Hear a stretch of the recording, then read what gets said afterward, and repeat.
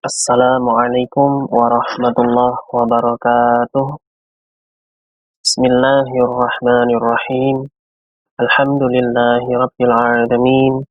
Wabihi nasta'inu ala umurid dunya waddin. Assalatu wassalamu ala ashrafil mursalin. Sayyidina wa maulana Muhammad sallallahu alaihi wasallam wa ala alihi wa azwajihi wa dhurriyyatihi wa ahli baitihi wa ashabihi ajma'in. Rabbi shrah li sadri wa yassir li amri wahlul 'uqdatam min lisani yafqahu qawli. Amma ba'd. Alhamdulillah, marilah kita panjatkan puji syukur kehadirat Allah Subhanahu wa taala yang telah memberikan kita kenikmatan yang sangat banyak dengan mengucapkan Alhamdulillahirabbil alamin. Dan salawat serta salam semoga tetap tercurah kepada baginda Rasulullah Muhammad sallallahu alaihi wasallam yang telah membawa kita dari zaman jahiliyah menuju zaman yang terang benderang. Sekaligus kita mengharapkan syafaat beliau di akhirat nanti, dan kita mengharapkan pula bisa dianggap sebagai umat Nabi Muhammad sallallahu alaihi wasallam. Amin ya rabbal alamin. Marilah kita membaca sholawat kepada baginda Rasulullah Muhammad dengan bacaan Allahumma salli ala Sayyidina Muhammad wa ala ali Sayyidina Muhammad. Baik anak-anakku sekalian, kembali lagi di pembelajaran pendidikan agama Islam untuk materi kelas 10 semester 1, yaitu ukhuwah, tentang persaudaraan. Sebelum kita membahas tentang ukhuwah atau persaudaraan, mari kita buka pembelajaran kali ini dengan membaca bacaan basmalah. Bismillahirrahmanirrahim. Sebelum kita membahas kepada ukhuwah atau persaudaraan, mari kita sejenak untuk membahas sedikit tentang kerukunan yang tidak harmonis. Yang pertama, contohnya adalah pendirian tempat ibadah yang salah lokasi, atau pemicu tidak harmonisnya sebuah hubungan adalah salah satunya pendirian tempat ibadah yang salah lokasi. Sering menciptakan ketidakharmonisan umat beragama yang dapat menimbulkan konflik antar umat beragama.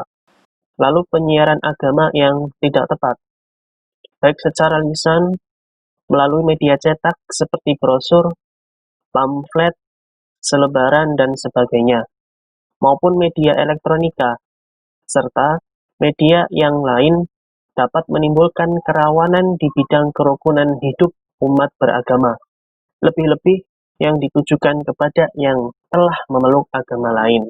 Kemudian bantuan luar negeri penuh kepentingan, yaitu bantuan luar negeri baik yang berupa bantuan material atau finansial ataupun bantuan tenaga ahli keagamaan, bila tidak mengikuti peraturan yang ada, dapat menimbulkan ketidakharmonisan dalam kerukunan hidup umat beragama, baik internal umat beragama yang dibantu maupun antar umat beragama. Kemudian pernikahan beda agama. Pernikahan yang dilakukan oleh pasangan yang berbeda agama, walaupun pada mulanya bersifat pribadi dan konflik antar keluarga, sering mengganggu keharmonisan dan mengganggu kerukunan hidup umat beragama. Lebih-lebih apabila sampai kepada akibat hukum dari pernikahan tersebut, atau terhadap harta benda pernikahan, warisan, dan sebagainya. Lalu yang berikutnya ada perayaan hari besar keagamaan. Penyelenggaraan perayaan hari besar keagamaan yang kurang mempertimbangkan kondisi dan situasi, serta lokasi di mana perayaan tersebut diselenggarakan, dapat menyebabkan timbulnya kerawanan di bidang kerukunan hidup umat beragama. Penodaan agama, perbuatan yang bersifat melecehkan atau menodai agama dan keyakinan suatu agama tertentu yang dilakukan oleh seseorang atau sekelompok orang dapat menyebabkan timbulnya kerawanan di bidang kerukunan hidup umat beragama. Lalu kegiatan aliran sempalan. Kegiatan yang dilakukan oleh seseorang atau sekelompok orang yang didasarkan pada keyakinan terhadap suatu agama tertentu secara menyimpang dari ajaran agama yang bersangkutan dapat menimbulkan keresahan terhadap kehidupan beragama, sehingga dapat pula menyebabkan timbulnya kerawanan di bidang kerukunan hidup beragama. Kerukunan yang tidak harmonis berikutnya dari aspek non-agama yang mempengaruhi. Aspek-aspek non-agama yang dapat mempengaruhi kerukunan hidup umat beragama antara lain kepadatan penduduk, kesenjangan sosial ekonomi, pelaksanaan pendidikan, penyusupan ideologi dan politik berhaluan keras yang berskala regional maupun internasional yang masuk ke Indonesia melalui kegiatan keagamaan. Baik anak-anakku, sekarang kita masuk ke pembahasan dari ukhuwah yang kita mulai dari pengertian ukhuwah. Secara bahasa, ukhuwah adalah persamaan dan keserasian dalam banyak hal. Ukhuwah, kata dasarnya adalah akhun, dalam bentuk mufrad atau tunggal. Ditemukan ada 52 kali di dalam Al-Quran yang berarti teman akrab atau sahabat. Jamak atau plural dari kata akhun ada dua bentuk. Yang pertama, ikhwanun, artinya adalah saudara bukan sekandung. Lalu ikhwatun, artinya saudara seketurunan. Di sini terulang ada 7 kali, kecuali di dalam Quran surat Al-Hujurat, surat ke-49 ayat 10. Kemudian pengertian dari Islamiyah, itu bisa diartikan sebagai agama Islam, Islami, sesuai ajaran Islam atau mengikuti Islam. Jadi, ukhuwah Islamiyah secara istilah adalah persaudaraan antar sesama umat Islam, persaudaraan yang bersifat Islam atau persaudaraan secara Islam. Macam-macam ukhuwah. Ada 3 macam ukhuwah.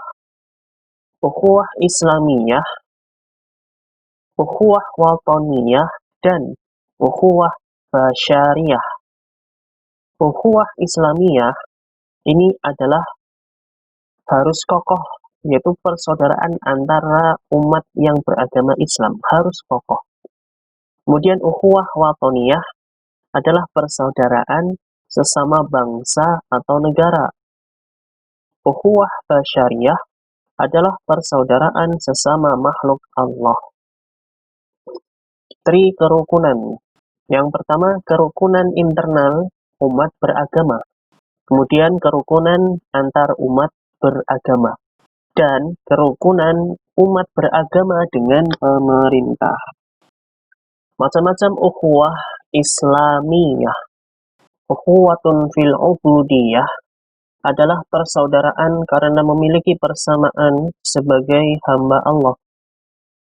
Ukhuwatun fil insaniyah adalah persaudaraan karena semua manusia berasal dari ibu dan bapak yang sama, Hawa dan Adam alaihi salam. Ukhuwatun fil wataniyah wan nasabi adalah persaudaraan seketurunan dan satu bangsa atau negara. Yang terakhir, ukhuwatun fid dini wal islami adalah persaudaraan antar sesama muslim. Ukhuwah. Ukhuwah, inti daripada ukhuwah adalah persamaan. Semakin banyak persamaan, maka semakin kokoh ukhuwah. Ukhuwah dengan landasan persamaan cita dan rasa menghasilkan persaudaraan yang hakiki. Apa yang dirasakan saudaranya persis dengan apa yang dirasakan dirinya. Itulah ukhuwah. di saat tertentu lebih mendahulukan kepentingan saudaranya dibanding dirinya. Itulah ukhuwah. Ukhuwah atau persaudaraan menuntun seseorang ke dalam 4 hal berikut. Yang pertama, ta'aruf, saling mengenal. Mengenal penampilan, yaitu fisik, pemikiran, dan kejiwaan.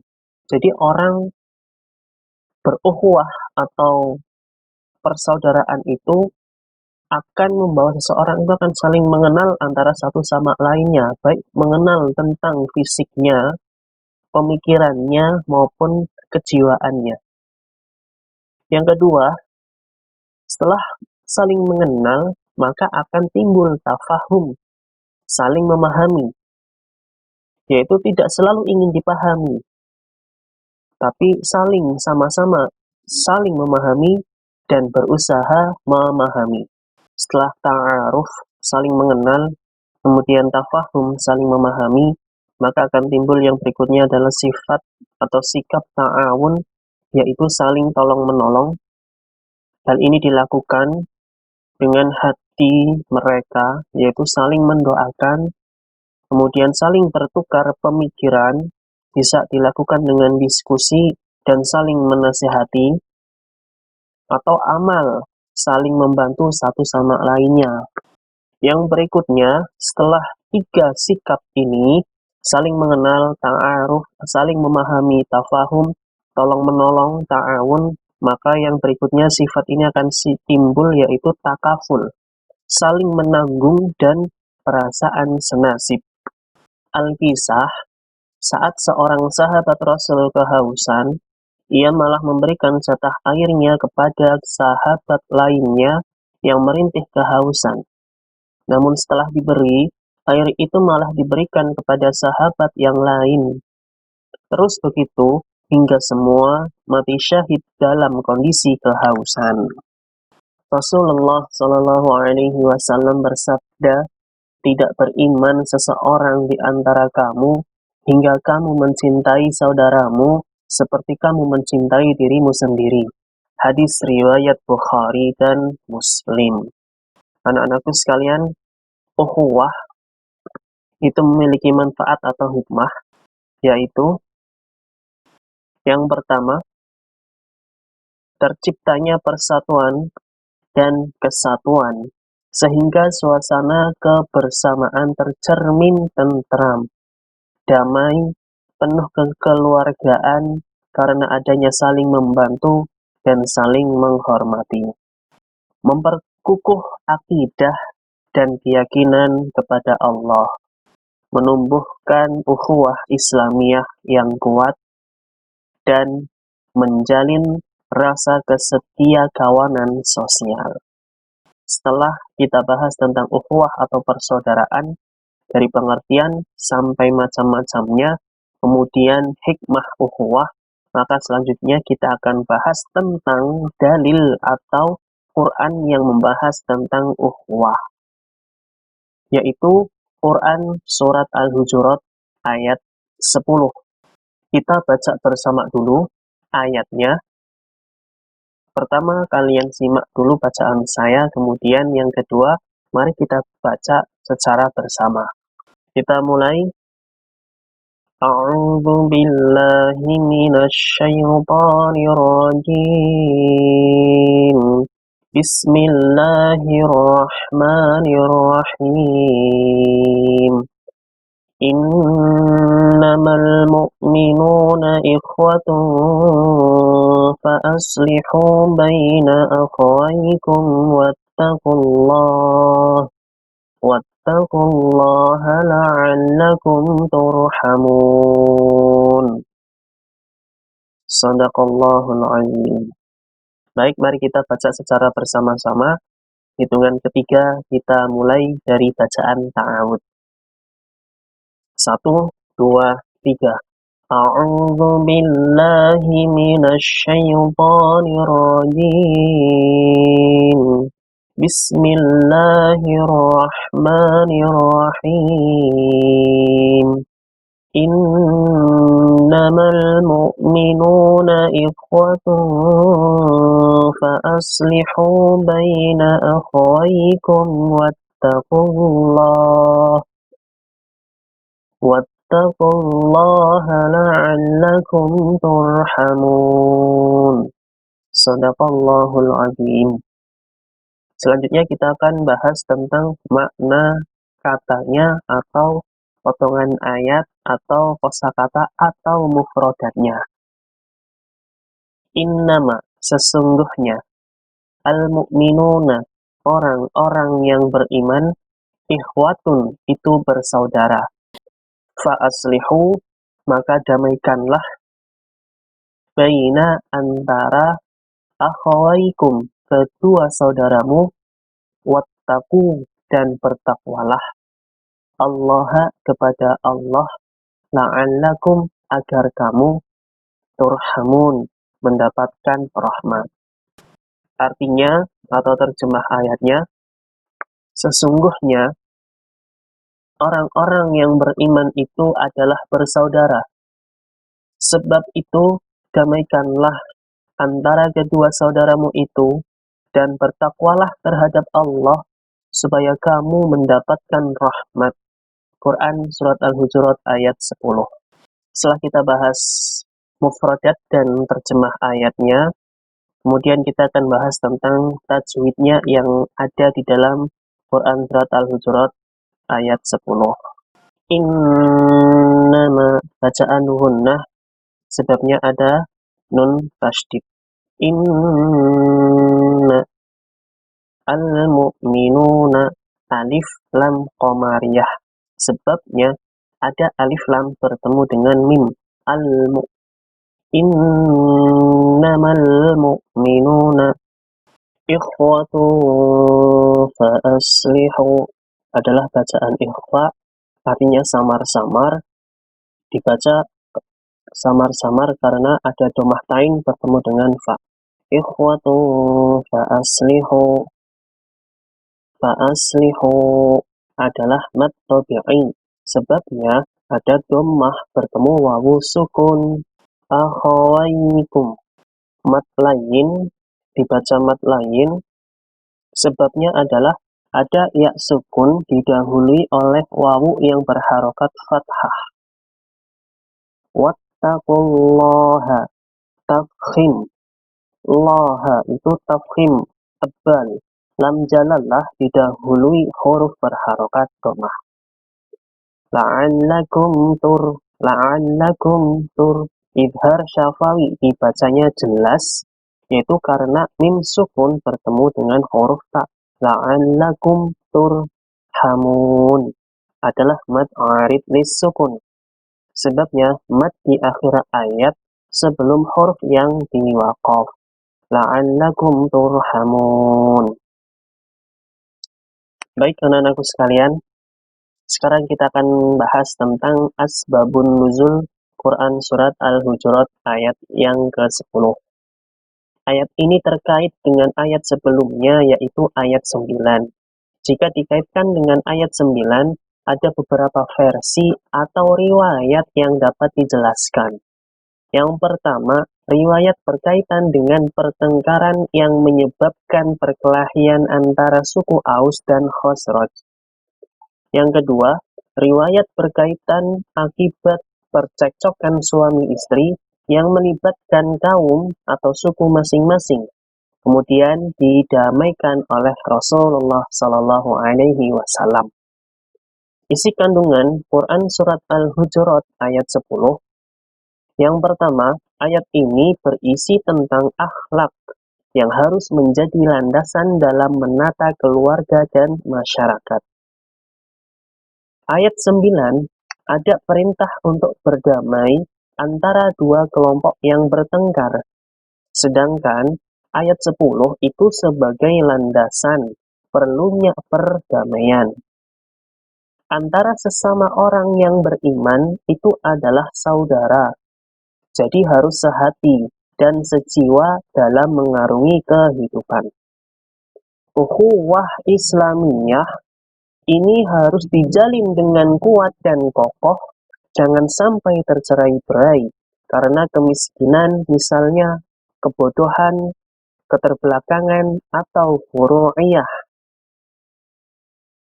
Lalu di Al-Hujurat ayat 10 juga, ukhuwah itu bukan hanya mengutamakan umatnya sendiri, melainkan juga peduli dengan umat yang lainnya. Sesama muslim harus menyatu lahir dan batin, senasib, sependeritaan, sedih, gembira, harus sama-sama dirasakan. Lalu sikap dan perilaku Quran surat Al-Hujurat ayat 10 yang bisa kita laksanakan dalam kehidupan sehari-hari adalah mari kita bersama-sama menjaga tali persaudaraan agar rahmat Allah selalu melimpahi kita semua. Memahami Islam secara utuh, termasuk masalah furu' dan usul, atau mana masalah yang prinsip dan cabang. Menjauhi sikap fanatisme sempit. Perlunya kesadaran bahwa sikap dan perilaku buruk dapat menjadi citra buruk terhadap martabat dan kemuliaan Islam. Umat Islam harus menunjukkan bahwa Islam itu indah, damai, dan kompatibel dalam pergaulan masyarakat, berbangsa, serta tata hubungan internasional. Cepat tanggap dalam mengatasi perselisihan, baik yang masih kecil, sehingga tidak membesar atau meluas, menjadi lebih parah dan lebih sulit untuk diatasi. Terus menumbuhkan persaudaraan internal umat Islam antara komunitas agama lain dan sesama makhluk Allah Subhanahu wa Ta'ala. Sikap dan perilaku dalam hadis. Wahai Rasulullah Shallallahu Alaihi Wasallam, apa kewajiban seorang tetangga terhadap tetangganya? Rasulullah Shallallahu Alaihi Wasallam menjawab, jika tetanggamu itu sakit, kau jenguk. Jika meninggal dunia, kamu antar jenazahnya. Jika meminjam uang, kamu pinjami.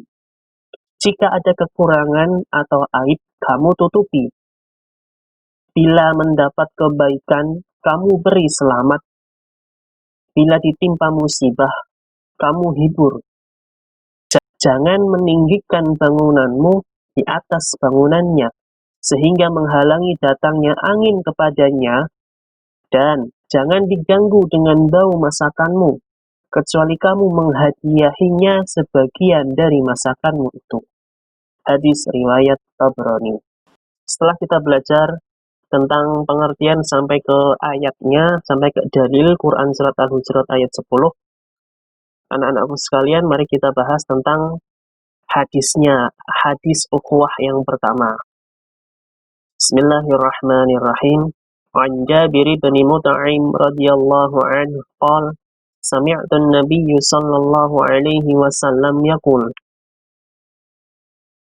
la yadkhulul jannah qati'. Rawahul Bukhari.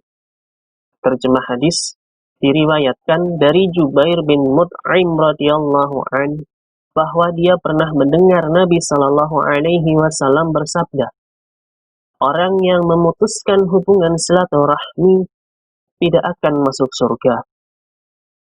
Hadis riwayat Bukhari. Makna hadis tersebut adalah keharusan untuk menjalin hubungan silaturahmi, baik dalam pertemanan, kekeluargaan, kemasyarakatan, negara, bahkan antar warga dunia.